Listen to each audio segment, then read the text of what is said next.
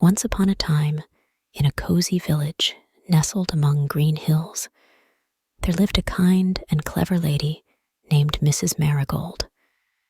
She had a secret that no one in the village knew. At the most unexpected times, Mrs. Marigold could shrink to the size of a marigold flower. One sunny morning, while Mrs. Marigold was baking her famous blueberry muffins, she suddenly felt a familiar tingle. With a gentle whirl, she shrank down, down, down, until she was no bigger than a thimble. She gazed up at her giant-sized kitchen and sighed with a smile. It's one of those magical moments again. Just then, she heard a soft whimpering from a corner. To her surprise, it was a tiny mouse, looking sad and lost. Mrs. Marigold, being kind-hearted, approached the mouse and asked, "What's wrong, little friend?" The mouse looked up and explained that he was lost and couldn't find his way back to his family in the meadow.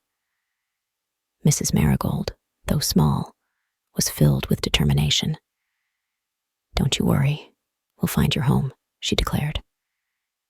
Together, they embarked on a grand adventure. Mrs. Marigold rode on the mouse's back, and they scurried through the grass, which seemed like a vast forest. They encountered other tiny creatures and faced challenges like crossing a deep puddle, which to them seemed like a huge lake. Mrs. Marigold used her cleverness to help them navigate these challenges, showing bravery and resourcefulness. She taught the mouse to build a tiny bridge using twigs and leaves to cross the water.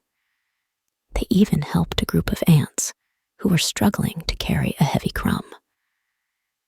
In return, the ants showed them the path to the meadow.